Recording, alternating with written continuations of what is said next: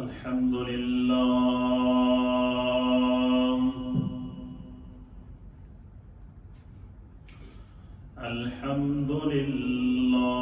نحمده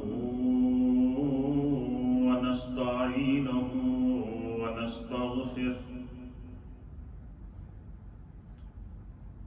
ونؤمن به ونتوكل عليه ونعوذ بالله من شرور أنفسنا ومن سيئات أعمالنا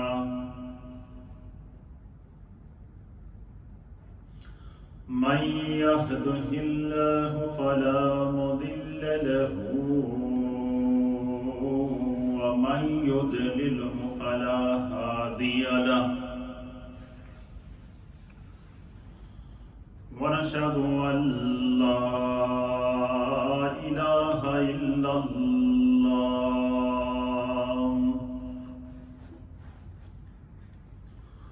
ونشهد أن سيدنا وسندنا ونبينا ومولانا محمدا عبده ورسوله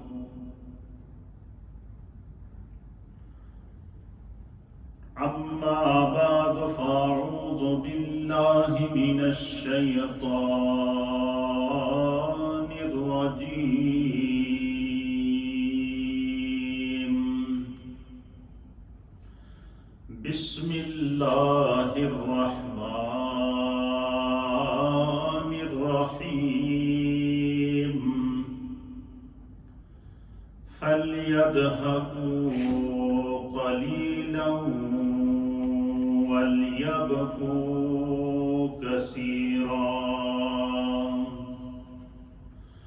جزاء بما كانوا يكسبون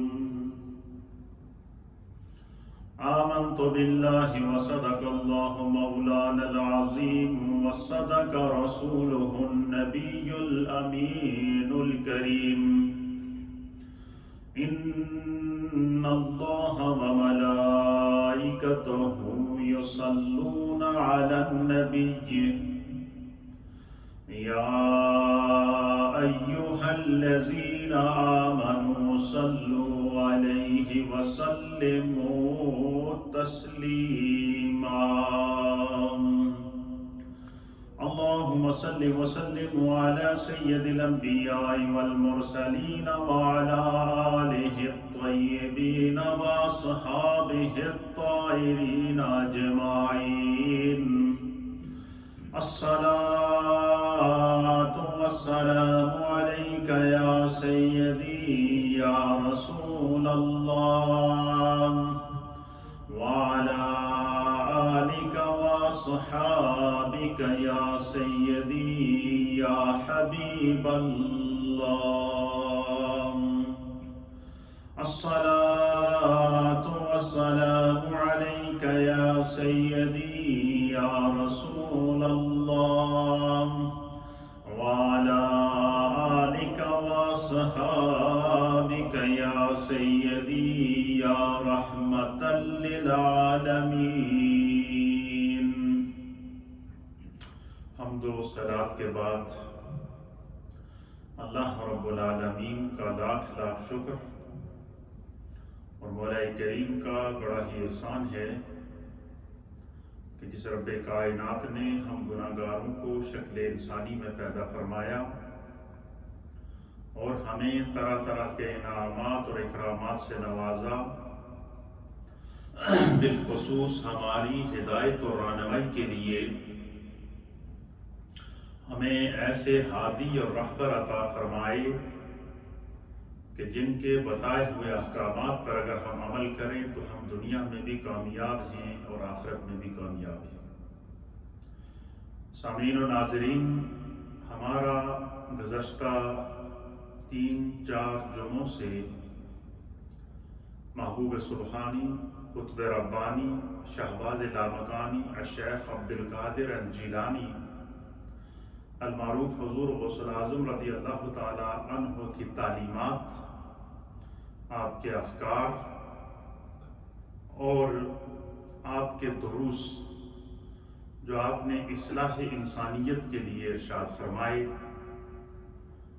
ان کے حوالے سے گفتگو کا سلسلہ جاری ہے۔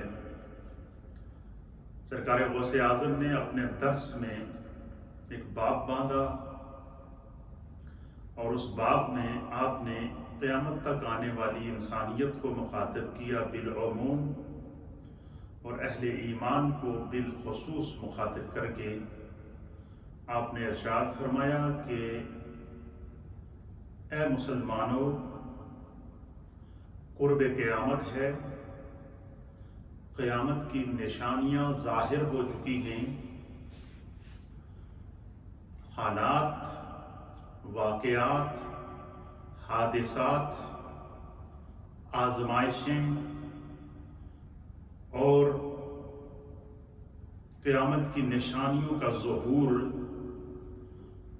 میں اپنے سامنے دیکھ رہا ہوں، اور جس کے آثارات تم بھی محسوس کر رہے ہو، لیکن اس کے باوجود حالات زمانہ کے تغیرات کے باوجود، حالات زمانہ کے حوادث کے باوجود، حالات زمانہ کی آزمائشوں کے باوجود، حالات زمانہ کے تغیرات اور تبدلات کے باوجود، آپ فرماتے ہیں کہ ہمارے دل سخت ہو چکے ہیں، ہمارے اندر احساس ختم ہو چکا ہے، ہم خشیت الہی اور خوف خدا سے دور ہوتے جا رہے ہیں، ہماری آنکھیں خوف خدا، ہماری آنکھوں نے، آپ فرماتے ہیں کہ ہماری آنکھوں نے خوف خدا سے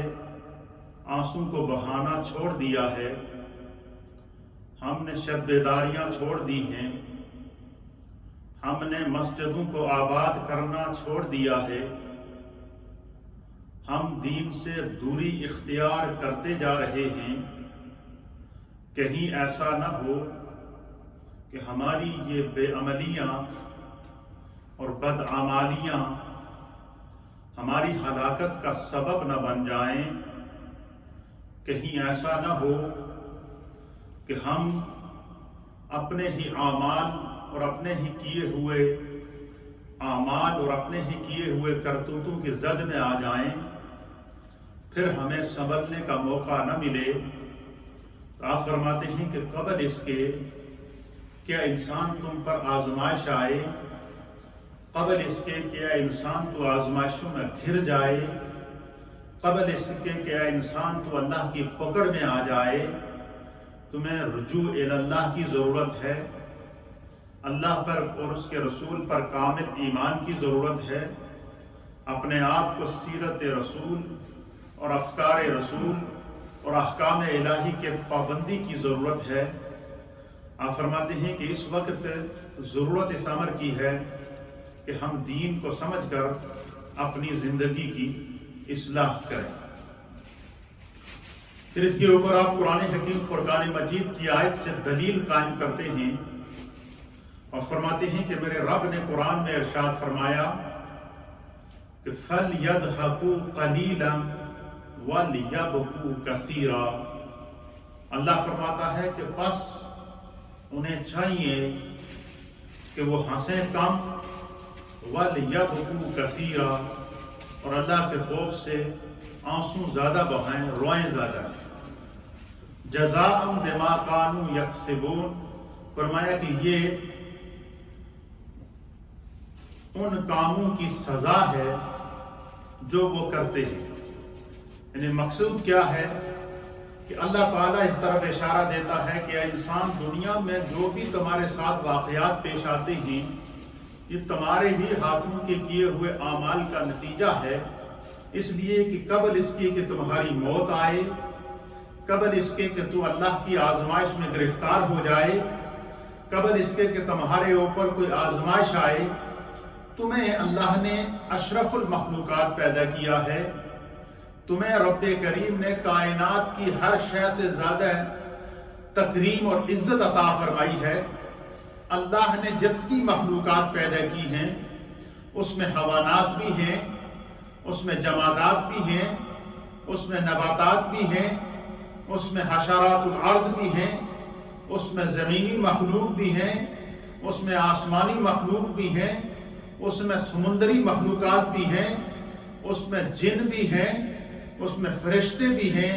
اللہ فرماتا ہے ان تمام مخلوقات میں سے اللہ نے انسان کو لقد خلقنا الانسان فی احسن تقویم، کہ اللہ تعالیٰ نے انسان کو بہترین صورت کے اندر اشرف المخلوقات بنا کر بھیجا ہے۔ اللہ نے انسان کو عقل اور سوچ اور سمجھ بھی عطا فرمائی ہے۔ تو سرکار غوث اعظم فرماتے ہیں کہ جب خدا کے اتنے کرم ہیں ہمارے اوپر، تو پھر ہم حوادث زمانہ کو دیکھ کر، آزمائش زمانہ کو دیکھ کر، زمانے کے تغیرات کو دیکھ کر، زمانے کی تبدیلیوں کو دیکھ کر، زمانے کے احکام کو دیکھ کر آپ فرماتے ہیں کہ پھر ہم نصیحت حاصل کیوں نہیں کرتے؟ پھر آپ فرماتے ہیں کہ میرے رب کا فیصلہ کا ارشاد ہے کہ فَاعْتَبِرُوا یا اُولِي الْأَبْصَارِ، کہ عقل رکھنے والوں، خرد رکھنے والوں، سوچ رکھنے والوں، تصور رکھنے والوں، تخیل رکھنے والوں، عقل و خرد رکھنے والوں، فَاعْتَبِرُوا، عبرت حاصل کرو۔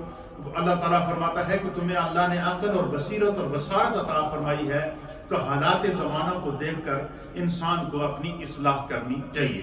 اور اس میں کوئی شک نہیں ہے کہ دیکھیں ہم میں سے ہر انسان اس چیز کو جانتا ہے کہ اس وقت ورلڈ کس صورتحال سے گزر رہا ہے، زمانہ کس صورتحال سے گزر رہا ہے کہ ایک چھوٹا سا وائرس ہے جسے کرونا وائرس کہتے ہیں، اس چھوٹے سے وائرس نے کیا کیا ہے؟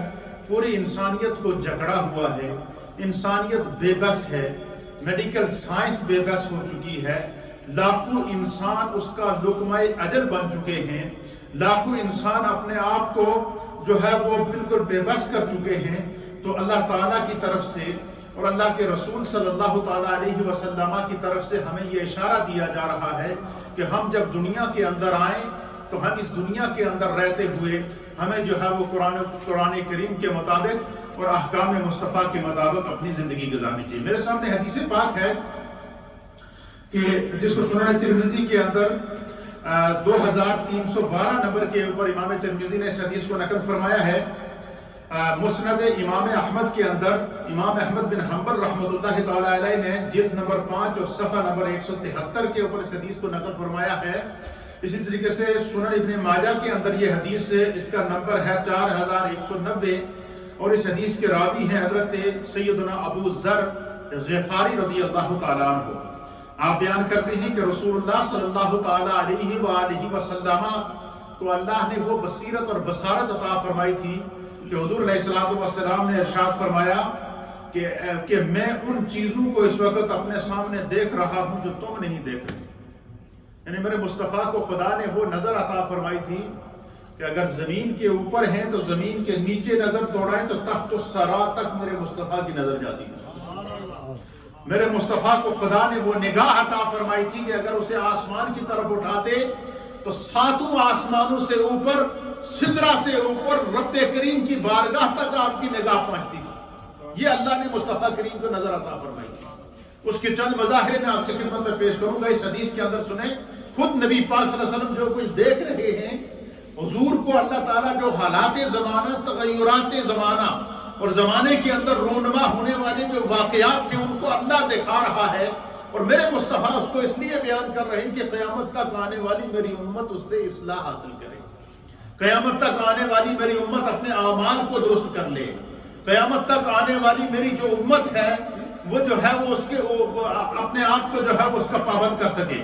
تو حضرت ابو ذر غفاری کہتے ہیں کہ نبی اکرم صلی اللہ تعالیٰ علیہ وسلم نے فرمایا کہ میں ان چیزوں کو دیکھ رہا ہوں جن کو تم نہیں دیکھ سکتے، فرمایا میں ان چیزوں کو سنتا ہوں جن کو تم نہیں سن سکتے۔ اور ایک روایت کے مطابق میرے مصطفیٰ نے فرمایا کہ جہنم کے اندر جلتے ہوئے جہنمیوں کی چیخوں کو میں اپنے سامنے سن رہا ہوں۔ اور جنت کے اندر موجود اللہ کی نعمتوں کو اپنے سامنے دیکھ رہا ہوں۔ اس کے اوپر میں حدیث پیش کروں گا، لیکن پہلے اس حدیث کو آپ سنیں، آپ کا ایمان تازہ ہو جائے گا۔ حضور علیہ السلام نے فرمایا کہ میں ان چیزوں کو دیکھ رہا ہوں جنہیں تم نہیں دیکھ سکتے۔ تب اس سے جہاں اور پتہ چلا، وہاں اس سے ایک عقیدہ یہ بھی پتہ چلا کہ جو لوگ یہ کہتے ہیں کہ نبی ہماری طرح ہے، نعوذ باللہ، نبی کھاتے ہیں ہم بھی کھاتے ہیں، نبی پیتے ہیں ہم بھی پیتے ہیں، نبی سوتے ہیں ہم بھی سوتے ہیں، لیکن جو انبیاء کرام ہیں اللہ تعالیٰ نے انہیں جو وصف عطا کیے ہوتے ہیں، جو معجزات عطا کیے ہوتے ہیں، جو کمالات عطا کیے ہوتے ہیں، اسی لیے اللہ کے حبیب علیہ الصلوۃ والسلام نے فرمایا یوکم مثلی، تم میں سے کون ہے میری مثل؟ حضور کیا فرماتے ہیں؟ حضور علیہ السلام فرماتے ہیں کہ میں وہ دیکھ رہا ہوں جو تم نہیں دیکھ سکتے، میں وہ سنتا ہوں جو تم نہیں سن سکتے۔ حضور فرماتے ہیں کہ میں اس وقت آسمان کی طرف نگاہ اٹھا کر میں دیکھ رہا ہوں، اور فرماتے ہیں کہ آسمان چرچرا رہا ہے۔ آسمان کے اوپر جو فرشتے ہیں ان کے ہجوم کا یہ عالم ہے کہ آسمان چرچرا رہا ہے، اور آسمان کے چرچرانے، آسمان کو چرچرانے کا حق ہے۔ فرمایا اس کی چرچراہٹ، جیسے لکڑی کا دروازہ ہو، اس دروازے کو اگر زور سے کھولا جائے تو ایک آواز آتی ہے، یا کوئی بہت بڑا مین گیٹ ہو، اس کو جب آپ کھولیں گے تو اس کے چلنے کی آواز آئے گی۔ اسی طرح میرے مصطفیٰ فرماتے ہیں کہ میرے رب نے مجھے ایسی نگاہ عطا فرمائی ہے اور ایسی سماعت عطا فرمائی ہے۔ حضور فرماتے ہیں کہ میں آسمان کی طرف دیکھ رہا ہوں، آسمان فرشتوں کے وزن کی وجہ سے، یا آسمان کے اوپر جو خدا نے اپنی قدرت کے نظارے اور حقائق اور دقائق پیدا کیے ہیں، حضور فرماتے ہیں کہ میں دیکھ رہا ہوں کہ آسمان چرچرا رہا ہے، اور اس کی چرچراہٹ کی آواز بھی میں سن رہا ہوں، لیکن تم اس کو نہیں سن سکتے۔ کیوں؟ کہ تمہاری سماعت ایسی نہیں ہے جو مصطفیٰ کی سماعت ہے، تمہاری نگاہ ایسی نہیں ہے جو مصطفیٰ کریم کی نگاہ ہے، تمہاری نگاہ ایسی نہیں ہے جو مصطفیٰ کریم کی نگاہ ہے، اور تمہارا دیکھنا ایسا نہیں ہے جو مصطفیٰ کریم کا دیکھنا ہے۔ تو حضور علیہ الصلوۃ والسلام فرماتے ہیں کہ میں آسمان کی چرچراہٹ کو دیکھ رہا ہوں۔ پھر آپ فرماتے ہیں کہ آسمان کے اوپر جو منظر اس وقت میں اپنی نگاہوں سے دیکھ رہا ہوں، اس منظر کی منظر کشی کر رہے ہیں میرے مصطفیٰ۔ اللہ اکبر، نگاہ مصطفیٰ دیکھیے۔ حضور کیا فرماتے ہیں؟ آسمان کے اوپر جو منظر اس وقت مجھے دکھایا جا رہا ہے، وہ منظر کیا ہے؟ سرکار فرماتے ہیں کہ اس میں ہر 4 انگشت پر، یہ 4 انگشت ہے، یہ 4 انگلیاں، یہ دیکھیں 1 2 3 4، یہ فاصلہ ہے۔ حضور فرماتے ہیں اس وقت جو چیز میں اپنی آنکھوں کے سامنے دیکھ رہا ہوں، آسمان کے اوپر ہر 4 انگشت کے فاصلے کے اوپر ایک فرشتہ اللہ کی بارگاہ میں سجدہ ریز ہوا ہے۔ آپ مجھے بتائیں کہ اور فرشتوں کی کتنی تعداد ہے؟ اس کے بارے میں علماء اور محدثین نے لکھا ہے یہ صرف خدا جانتا ہے، اللہ نے کتنے فرشتے پیدا کیے ہیں۔ اور حضور علیہ السلام نے فرمایا کہ فرشتوں کی تعداد کا اندازہ آپ اس وقت اس بات سے لگا سکتے ہیں کہ جب بارش برستی ہے، آسمان سے جب بارش برستی ہے، تو میرے سرکار فرماتے ہیں کہ بارش کے ہر ایک قطرے کے ساتھ ایک فرشتہ اس قطرے کو لے کر زمین پر آتا ہے۔ اب بارش کے قطروں کو کون گنتی کر سکتا ہے؟ بارش کے قطروں کا کون حساب کر سکتا ہے؟ آسمان کے اوپر کتنی نعمتیں ہیں اس کا تو خدا ہی جانتا ہے یا اس کا مصطفیٰ جانتا ہے۔ تو نبی اکرم صلی اللہ تعالیٰ علیہ وسلم فرماتے ہیں کہ میں جو چیز میں دیکھتا ہوں وہ تم نہیں دیکھ سکتے، جو میں سنتا ہوں وہ تم نہیں سن سکتے۔ تو میں کیا سن رہا ہوں؟ آسمان چرچرا رہا ہے، اس کی چرچراہٹ، اس کی آواز، اس کے ہلتے ہوئے، اس کے چرچراتے ہوئے اس کی آواز کو میں اپنے کانوں سے سن رہا ہوں، لیکن یہ صرف رب نے مجھے خصوصیت عطا فرمائی ہے، تمہاری سماعت ایسی نہیں ہے۔ پھر فرمایا کہ جو کچھ میں دیکھ رہا ہوں وہ تم نہیں دیکھ سکتے۔ فرمایا اس وقت میری نگاہ نہ صرف ایک آسمان پر ہے، میں 7 آسمانوں کو اپنے سامنے دیکھ رہا ہوں، اور 7 آسمانوں کے اوپر خدا نے جو اس وقت فرشتے پیدا کیے ہیں، میرے مصطفیٰ فرماتے ہیں کہ ان کی تعداد کا یہ عالم ہے کہ ہر 4 انگشت کے فاصلے کے اوپر ایک فرشتہ اللہ کی بارگاہ میں سجدہ ریز ہے، خدا کی بارگاہ میں اپنی پیشانی کو سجدے میں رکھے ہوئے ہیں۔ اور پھر حضور نے فرمایا اللہ کی قسم، واللہ، حدیث کے الفاظ کیا ہیں؟ واللہ، اللہ کی قسم، اگر تم ان چیزوں کو دیکھ لو، اگر تم ان چیزوں کو جان لو جن کو میں جانتا ہوں، اور یا تم ان چیزوں کو دیکھ لو جن کو میں دیکھتا ہوں، تو حضور نے فرمایا پھر تمہاری کیفیت پتہ ہے کیا ہو؟ کیا ہو؟ حضور نے فرمایا تم کم ہنسو اور زیادہ رو، تمہاری آنکھوں سے پھر آنسو بند نہیں ہوں گے، پھر تمہارے اندر خوف خدا اس طرح پیدا ہوگا۔ اس لیے اللہ نے فرمایا کہ فَلْيَضْحَكُوا قَلِيلًا وَلْيَبْكُوا كَثِيرًا۔ اللہ فرماتا ہے کہ کم ہنسو اور زیادہ رو۔ ہم اس کا الٹ کرتے ہیں، ہم زیادہ ہنستے ہیں اور کم روتے ہیں، ہماری آنکھوں میں آنسو نہیں آتا خوف خدا کی وجہ سے۔ کورونا وائرس نے ہماری نسلوں کو جو ہے وہ لے کر چلا گیا، ہمارے گھر ویران ہو گئے، ہماری مسجدیں ویران ہو گئیں، ہمارا خانہ کا حج ویران ہو گیا، حج کے لیے ہم نہیں جا سکے، ہم طواف کے لیے نہیں جا سکتے، ہم عمرہ کے لیے نہیں جا سکتے، حرمین طیبین کے دروازے ہمارے لیے بند، مسجدیں 5 وقت کی جماعت کی نمازیں ہمارے لیے بند، ہم بالکل اپنا اللہ تعالیٰ نے اپنے گھر کے دروازے ہمارے لیے بند کر دیے، لیکن ہمیں پرواہ نہیں۔ ہماری آنکھوں میں خوف خدا سے آنسو نہیں آ رہا ہے، ہماری آنکھوں ہمارے اندر ذرا بھر بھی احساس موجود نہیں ہے۔ تو نبی پاک صلی اللہ تعالیٰ علیہ وسلم نے قیامت تک آنے والی اپنی امت کو منظر کشی کر کے کیا بتایا، اور سرکار غوث اعظم رضی اللہ تعالیٰ عنہ اپنی دروس کے اندر اس حدیث کو بھی کوٹ کرتے ہیں اور اس آیت کو بھی کوٹ کرتے ہیں اور بتاتے ہیں کہ حوادث زمانہ کو دیکھ کر رجوع اللہ کیا کرو۔ جب رجوع اللہ کرو تو پھر سچے دل سے گناہوں کی توبہ کیا کرو، وَتُوبُوا إِلَى اللَّهِ تَوْبَةً نَصُوحًا کیا کرو۔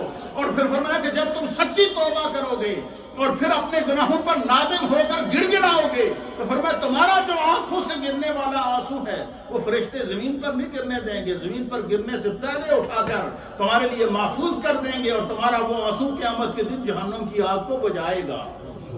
اللہ اکبر، کتنی بڑی نصیحت ہے اس کے اندر۔ حضور نے کیا فرمایا کہ جو کچھ میں دیکھتا ہوں تم نہیں دیکھ سکتے، جو میں سنتا ہوں تم نہیں سن سکتے، اور جو مناظر میرا رب مجھے دکھا رہا ہے، حضور نے فرمایا اس کی ایک جھلک بھی اگر تم دیکھ لو تو تمہاری کیفیت کیا ہو جائے، تم کم ہنسو اور رو زیادہ، حتیٰ کہ تم اپنے بستروں پر اپنی بیویوں سے لذت حاصل کرنا چھوڑ دو۔ حضور فرماتے ہیں کہ یعنی بندہ اپنی، اس کا معنی کیا ہے کہ بندہ اپنی نفسانی خواہشات کو بھی بھول جائے۔ جو منظر مجھے میرا رب دکھا رہا ہے اگر تم اس کو دیکھ لو، جو منظر میرا رب مجھے دکھا رہا ہے تم اس کو دیکھ لو۔ اس لیے فرمایا کہ ہر لمحہ خوف خدا کے ساتھ زندگی گزارو، خشیت الہی کے ساتھ زندگی گزارو، نیکی کو نیکی سمجھ کر کرو اور گناہ کو گناہ سمجھ کر چھوڑ دو۔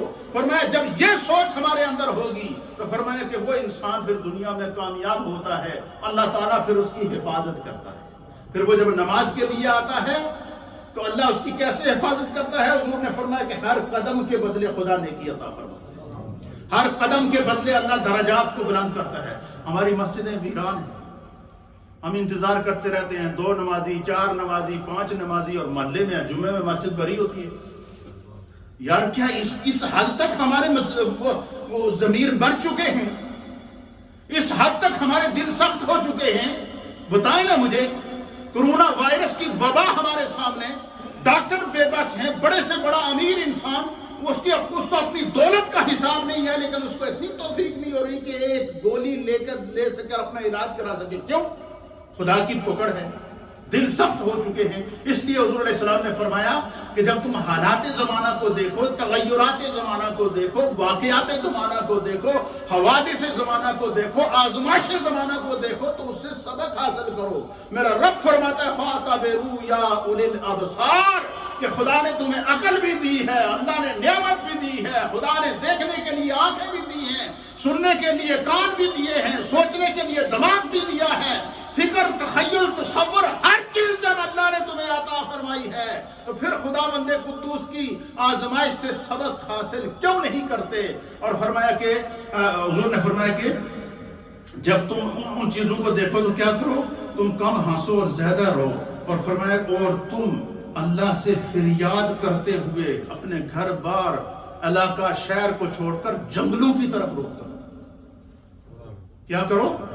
تم جنگلوں کی طرف نکل جاؤ، اگر وہ منظر جو خدا نے مجھے دکھایا ہے تم اس کو دیکھ لو تو یعنی اللہ تعالیٰ نے پوری منظر کشی میرے مصطفیٰ کے سامنے کر دی ہے۔ اسی لیے آپ نے دیکھا ہوگا کہ سرکار غوث اعظم رضی اللہ تعالیٰ عنہ جب تمام علوم سے فارغ ہو گئے، تمام علوم و فنون سے فارغ ہو گئے، تو آپ فرماتے ہیں کہ جس دن میری دستار ہوئی میں تمام علوم سے فارغ ہو گیا.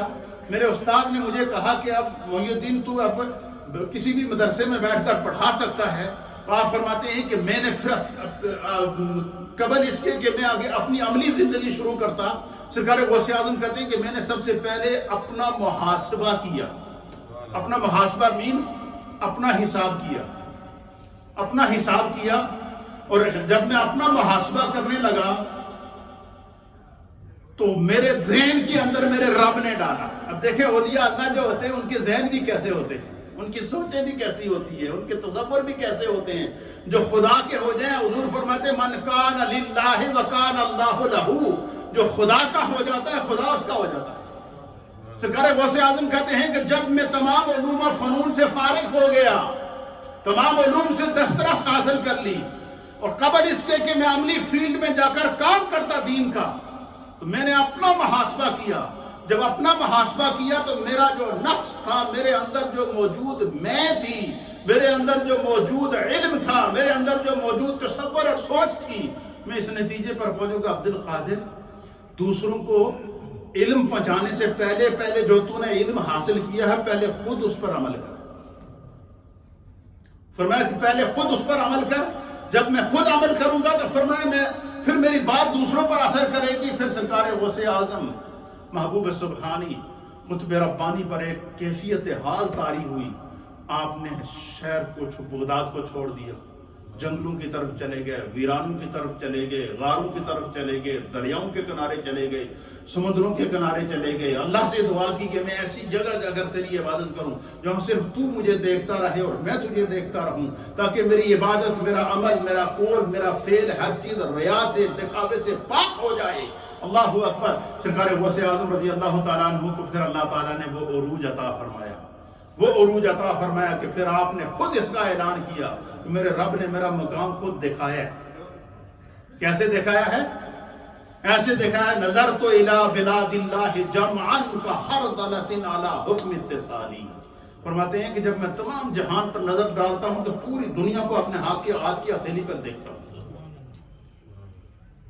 اور فرمایا کہ جب میں آسمان کی طرف نظر اٹھاتا ہوں تو نظر من در لوح محفوظ است، بیٹھا فرش زمین پر ہوتا ہوں، لوح محفوظ کو اپنے سامنے دیکھتا ہوں. آپ مجھے بتائیں ایک ولی کامل، ایک ولی اللہ کی نظر کا اگر یہ عالم ہے تو جسے خدا نے نبوت کا تاج پہنایا ہے، یا جسے اللہ تعالیٰ نے امام الانبیاء بنایا ہے، جسے رب نے خاتم النبیین بنایا ہے، جس نبی کو اللہ نے وجہ تخلیق کائنات بنایا ہے، اس کی عظمتوں کا کون اندازہ لگا سکتا ہے؟ حضور علیہ السلام فرماتے ہیں کہ میرے رب نے مجھے تمام جہان کو دکھایا، میں دنیا میں بیٹھ کر جنت کو دیکھتا ہوں. پھر یہ فرماتے ہیں، کیا فرماتے ہیں؟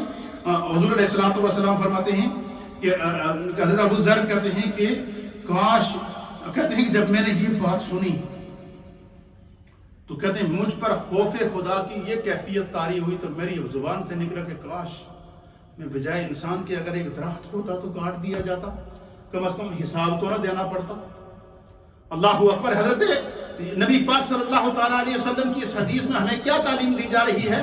اس حدیث کے اندر ہمیں یہ بتایا جا رہا ہے کہ انسان کو جو ہے وہ حالات زمانہ اور تغیرات زمانہ سے سبق حاصل کرنا چاہیے، ہمیں اللہ کی طرف رجوع کرنا چاہیے. دوسری حدیث سنیے، اس حدیث کو سنن ابن ماجہ کے اندر حدیث نمبر ہے 4196، مسند ابو یعلا کے اندر 4134، مجمع الزوائد کی جلد نمبر 10 اور صفحہ نمبر 391 کے اوپر یہ حدیث موجود ہے. اور اس حدیث کے راوی ہیں حضرت سیدنا انس بن مالک رضی اللہ تعالی عنہ. آپ بیان فرماتے ہیں کہ نبی اکرم صلی اللہ تعالی علیہ وآلہ وسلم کو فرماتے ہوئے سنا. حضور نے فرمایا کہ اے لوگو، اگر تم کو رونا نہ آئے تو رونے کی کوشش کیا کرو. خوف خدا سے آنسو بہانا اگر نہ آئے تو اپنی کیفیت بناؤ، خدا کی طرف رجوع کرو. اللہ تمہارے اندر نرمی پیدا کرے گا، تمہارے دلوں کی سختی کو خدا کیا کر دے گا؟ دور کر دے گا. اور فرمایا کہ رونے کی کوشش کیا کرو. کیونکہ دوزخی دوزخ میں روئیں گے حتیٰ کہ ان کے آنسو ان کے چہروں سے اس طرح بہیں گے جس طرح نہریں چلتی ہیں.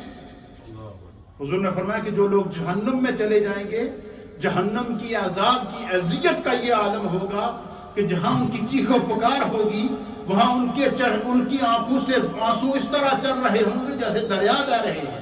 ان کی آنکھوں سے آنسو اس طرح چل رہے ہوں گے جیسے پانی پہاڑوں سے پانی کے چشمے بہتے ہیں.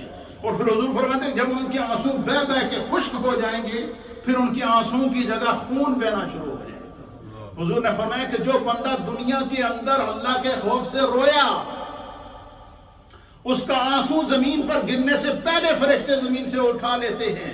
اور فرمایا کہ جہنم کی آگ کو اس کا آنسو بجا دے گا اور اللہ تعالیٰ اس کو جو ہے وہ قیامت کے اندر راحت عطا فرمائے گا. دوسری نگاہ مصطفیٰ کیا ہے؟ اس حدیث کو امام مسلم نے صحیح مسلم کے اندر نقل فرمایا ہے. حضور مدینہ طیبہ کے اندر موجود ہیں. سورج کو گرن لگ گیا. حضور جلدی جلدی اٹھے, مسجد میں آئے, صحابہ کو بلایا. آپ نے صلاۃ الکسوف سورج گرن کی نماز پڑھائی اور نماز پڑھاتے پڑھاتے ہاتھ آگے بڑھایا پھر ہاتھ پیچھے کھینچ لیا. صحابہ نے بعد میں عرض کی یا رسول اللہ کیا منظر تھا؟ حضور نے فرمایا تمہیں نماز پڑھاتے ہوئے میری نظر جنت پر پڑ گئی.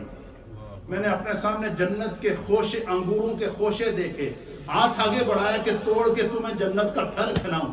پھر خیال آیا یہ میری امت کے لیے اللہ نے جنت کے لیے رکھا, میں دنیا میں کیوں تمہیں کھلاؤں. تو یہ ہے نگاہ مصطفیٰ. اور نبی اکرم صلی اللہ تعالیٰ علیہ وسلم نے اس کی ہمیں تعلیم ارشاد فرمائی ہے. پھر نبی اکرم صلی اللہ تعالیٰ علیہ وسلم کی حدیث ہے, حضور علیہ حضرت زید بن ارقم رضی اللہ تعالیٰ عنہ بیان کرتے ہیں. آپ فرماتے ہیں وعن زید بن ارقم رضی اللہ تعالیٰ عنہ قال رجل یا رسول اللہ بما اتقی النار. یا رسول اللہ, ایک حضرت زید بن ارقم کہتے ہیں کہ نبی اکرم صلی اللہ تعالیٰ علیہ وآلہ وسلم کی بارگاہ میں ایک شخص آیا اور اس نے عرض کیا کہ یا رسول اللہ میں جہنم کی آگ سے کیسے بچ سکتا ہوں, مجھے وہ راز بتائیں, وہ طریقہ بتائیں, اس کے اوپر میں زندگی گزاروں تو خدا مجھے جہنم کی آگ سے اور جہنم کے عذاب سے بچائے. تو آپ فرماتے ہیں کہ نبی اکرم صلی اللہ تعالیٰ علیہ وسلم نے فرمایا کہ تم اگر جہنم کی آگ سے بچنا چاہتے ہو تو دنیا میں کیا کرو. قالا, نبی علیہ الصلوۃ والسلام نے فرمایا بدموع عینیک فإن عینا بکت من خشیت اللہ لا تمسها النار ابدا. حضور نے فرمایا کہ اے میرے غلام, اگر تو جہنم کی آگ سے بچنا چاہتا ہے, اگر تو جہنم کے عذاب سے بچنا چاہتا ہے, اگر تو چاہتا ہے کہ جہنم کی آگ سے بچ جائے تو پھر ایک چیز کو اپنی زندگی کا معمول بنا لو. فرمایا اپنے گناہوں کو یاد کر کے سچی توبہ کر کے اللہ کی خوف سے, اللہ کی خشیت سے آنسو بہایا کرو. فرمایا خدا کے خوف سے بہنے والا جو آنسو ہوتا ہے, نبی علیہ الصلوۃ والسلام نے فرمایا کہ وہ جہنم کی آگ کو کیا کر دیتا ہے, بجھا دیتا ہے. پھر حضرت ابو ہریرہ رضی اللہ تعالیٰ عنہ بیان کرتے ہیں کہ نبی اکرم صلی اللہ تعالیٰ علیہ وسلم نے فرمایا کہ کل عین باقیۃ یوم القیامت الا عین غدت عن محارم للہ وعین ساحرت فی سبیل اللہ وعین خرج منها مثل راس ذباب من خشیت اللہ. سبحان اللہ وبحمدہ, سبحان اللہ العظیم. حضرت سیدنا ابو ہریرہ رضی اللہ تعالیٰ عنہ بیان کرتے ہیں کہ رسول اللہ صلی اللہ تعالیٰ علیہ وسلم نے فرمایا کہ اس آنکھ کے علاوہ ہر آنکھ قیامت کے دن رو رہی ہوگی. اس آنکھ کے علاوہ ہر آنکھ قیامت کے دن رو رہی ہوگی جو اللہ تعالیٰ کی حرام کردہ چیزوں کو دیکھنے سے جھکی رہی, اور وہ آنکھ جو اللہ کی راہ میں بیدار رہی, تیسری وہ آنکھ جو خوف خدا کی وجہ سے اس سے آنسو چلتا رہا. فرمایا یہ تین آنکھیں ایسی ہیں کہ جو اگر جس نے کوئی اپنے سامنے برائی دیکھی اور اس سے کنارہ کشی کر لی تاکہ میں اس کا شکار نہ ہو جاؤں, اور خوف خدا سے اس نے آنسو بہا کے اپنے رب کی طرف رجوع کیا. آپ فرماتے ہیں کہ قیامت کے دن جب قیامت کی ہولناکی ہوگی ہر شخص خوف خدا سے رو رہا ہوگا, لیکن جو دنیا میں خوف خدا سے رویا ہے اللہ تعالیٰ قیامت میں اسے اپنے عرش کا سایہ عطا فرمائے گا, قیامت میں اسے اپنی رحمت کا سایہ عطا فرمائے گا, قیامت میں اسے اپنے کرم کا سایہ عطا فرمائے گا, قیامت میں اسے اپنے فضل کا سایہ عطا فرمائے گا. اس لیے میرے دوستو, میرے بزرگوں, آپ دیکھیں اس وقت ہم کن حالات سے گزر رہے ہیں. کتنی آزمائشوں میں اس وقت انسانیت گری ہوئی ہے، ہر انسان بے بس ہے، لیکن اس کے باوجود ہمارے دل سخت ہیں۔ دلوں کی سختی کو دور کیجیے، دل کے اندر تقوی پیدا کیجیے، دل کو خوف خدا کی طرف لائیے، ہر انسان اپنا محاسبہ کرے۔ کوئی آدمی ایسا نہیں ہے دنیا میں جس کو یہ پتہ نہیں ہو کہ میں کیا کرتا ہوں، جس کو یہ پتہ نہیں ہو کہ میرے گناہ کتنے ہیں، جس کو یہ پتہ نہیں ہو کہ جو کام میں کر رہا ہوں یہ گناہ ہے، جس کو یہ پتہ نہیں ہو کہ جو کام میں کر رہا ہوں یہ نیکی کی طرف مجھے لے جا رہا ہے۔ ہر انسان کو، چاہے وہ انفرادی زندگی گزار رہا ہے یا اجتماعی زندگی گزار رہا ہے یا تنہائی کی زندگی گزار رہا ہے، فرمایا کہ اللہ اسے دیکھ رہا ہے، خدا اسے دیکھ رہا ہے۔ فرمایا جب ہر انسان اپنا محاسبہ کر لے گا تو اللہ رب العالمین کی بارگاہ سے پھر کیا ہوگا؟ پھر خدا اس کی حفاظت کرتا ہے۔ جب اس کا قدم انسان کا نیکی کی طرف بڑھتا ہے، اللہ قرآن میں فرماتا ہے کہ جب بندہ نماز کا پابند ہو جاتا ہے تو پھر کیا ہوتا ہے؟ ان الصلاۃ تنہی عن الفحشاء والمنکر۔ نماز میں جو نیکیاں ملتی ہیں وہ تو ملیں گی کہ اگر جماعت کے ساتھ ایک نماز پڑھی تو ایک کے بجائے اللہ تعالیٰ، نبی پاک صلی اللہ علیہ وسلم کی حدیث ہے، حضور نے فرمایا کہ اگر کسی نے محلے کی مسجد جس میں جمعہ نہیں ہوتا، محلے کی مسجد میں اگر جماعت سے نماز پڑھی، اللہ اسے ایک کے بدلے میں 27 نمازوں کا ثواب دے گا۔ حضور نے فرمایا کہ جس نے جامع مسجد کے اندر، جس مسجد میں جمعہ ہوتا ہے، اس مسجد کے اندر اگر جماعت کے ساتھ نماز پڑھی تو اللہ تعالیٰ ایک نماز کے بدلے اسے 500 نمازوں کا ثواب عطا فرمائے گا۔ پھر سرکار نے فرمایا کہ اگر کسی نے مسجد اقصیٰ کے اندر نماز پڑھی، اب دیکھیں نسبت بڑھ رہی ہے، اب مسجد اقصیٰ میں جس نے نماز پڑھی تو حضور نے فرمایا اللہ اسے ایک نماز کے بدلے 25,000 نمازوں کا ثواب عطا فرمائے گا۔ پھر سرکار نے فرمایا کہ اگر کسی نے حرم پاک کے اندر، خانہ کعبہ کے اندر، اگر حدود حرم کے اندر نماز پڑھی تو حضور نے فرمایا خدا اسے ایک نماز کے بدلے 1,00,000 نمازوں کا ثواب عطا فرمائے گا۔ پھر سرکار نے فرمایا جس نے میری مسجد کے اندر آ کر نماز جماعت سے پڑھی، سرکار نے فرمایا کہ اس کو ایک روایت کے مطابق حضور نے فرمایا خدا اسے 1,00,000 نمازوں کا ثواب عطا فرمائے گا، اور ایک روایت کے مطابق اللہ اسے 50,000 نمازوں کا ثواب عطا فرمائے گا۔ یعنی ہمارے لیے ہر قدم پر نیکی انتظار کر رہی ہے، ہر قدم پر بخشش انتظار کر رہی ہے، ہر قدم پر کرم ربانی انتظار کر رہا ہے، لیکن ہم غفلت کے اندر اس قدر کھوئے ہوئے ہیں کہ ہمارے سامنے لاشیں اٹھ رہی ہے، ہمیں پرواہ نہیں۔ ہمارے لیے مسجدوں کے دروازے بند ہو گئے، ہمارے دل سخت ہمارے دلوں پر اثر نہیں ہو رہا ہے۔ ہمارے لیے حرم پاک کے دروازے بند ہو گئے، ہم میں خوف خدا پیدا نہیں ہو رہا ہے۔ کیسے خوف خدا پیدا ہوگا؟ کیا ہم سب غلط ہوں گے تو پھر خوف خدا پیدا ہوگا؟ کیا ایسا وقت ہم پہ آئے گا کہ ہم سانس لینے کی بھی ہم میں طاقت نہ ہو؟ اس لیے میرے دوستوں، میرے بزرگوں، ہم نے اپنی اصلاح کرنی ہے، اور جب اپنی اصلاح کریں گے تو فقہا اور علماء اور اہل نظر کہتے ہیں کہ باپ نمازی ہوگا تو بیٹا نمازی ہوگا، ماں نمازی ہوگی تو بیٹی نمازی ہوگی۔ کیوں کہ حضور علیہ الصلوۃ آخری بات حضور نبی پاک صلی اللہ تعالیٰ علیہ وسلم نے فرمایا کہ کل مولود یولد الا علی الفطرہ۔ حضور نے فرمایا کہ ہر پیدا ہونے والا بچے کو اللہ فطرت اسلام پر پیدا کرتا ہے، چاہے وہ کسی کافر کے گھر میں ہی پیدا کیوں نہ ہو، لیکن جب وہ پیدا ہوا تھا تو بحیثیت مسلمان اللہ نے اسے پیدا کیا ہے۔ کیوں؟ جب بچہ چھوٹا ہوتا ہے اسے کو شعور نہیں ہوتا۔ آپ 1 مہینے کے بچے اپنے کسی مسلمان کے 1 مہینے کے بچے سے پوچھیں تیرا دین کیا، مذہب کیا، وہ بولتا ہی نہیں، وہ نہیں بتائے گا۔ کیوں؟ ابھی اس کا شعور نہیں ہے، لیکن اس کی جو بیسک پیدائش ہے، بیسک برتھ ہے، جو وہ اللہ نے اسلام پر پیدا کی۔ پھر حضور نے فرمایا وَوَالِدَيْهِ يُحَوِّدَانِهِ وَيُنَصِّرَانِهِ وَيُمَجِّسَانِهِ۔ حضور نے فرمایا بچہ جب شعور کو پہنچتا ہے نا، سب سے پہلی چیز جو بچے کے ذہن میں ایکسیپٹ ہوتی ہے، ہٹ ہوتی ہے، وہ کیا ہوتی ہے؟ فرمایا وہ اپنے ماں باپ کو دیکھتا ہے، ان کی صحبت کو دیکھتا ہے، ان کے اگر وہ نمازی ہے تو ان کو دیکھ کے نمازی ہوگا، اگر گھر کے اندر جو ہے قرآن کی تلاوت ہو رہی ہے تو بچے کے دینی رجحان ہوگا۔ اس لیے جب ہم خود بدلیں گے تو ہماری نسلیں بھی بدلیں گی۔ اس لیے ڈاکٹر علامہ محمد اقبال رحمۃ اللہ تعالیٰ علیہ نے اس طرف اشارہ دیا تھا کہ اس وقت آج کے دور کے مسلمان کی کیفیت کیا ہے کہ کیا وہ معزز تھے زمانے میں مسلمان ہو کر، ہم خوار ہوئے تارک قرآن ہو کر۔ اور پھر دوسرے مقام پر آپ نے فرمایا کہ آج کے دور کے مسلمان کی کیفیت یہ ہے کہ خود بدلتے نہیں، قرآن بدل دیتے۔ ہم دوسروں پہ تنقید کریں گے، فلانا یہ ہو گیا، فلانا یہ ہو گیا، فلانا یہ ہو گیا، فلانا یہ ہو گیا، لیکن اگر ہم اتنا وقت اپنے آپ پہ گزار لیں تو ہمارا معاشرہ، ہمارا محلہ، ہمارا علاقہ، ہمارا گھر، ہماری سوسائٹی، ہر چیز کی اصلاح ہو سکتی ہے۔ اس لیے ہم نے اپنے آپ کو بدلنا ہے، خوف خدا پیدا کرنا ہے، دل کی سختیوں کو دور کرنا ہے، ان مسجدوں کو آباد کرنا ہے۔ انشاءاللہ العزیز جب ہم کوشش کریں گے تو پھر من جد وجدہ، جس نے کوشش کی وہ پھل ضرور پاتا ہے۔ خدا ہمیں دین سمجھنے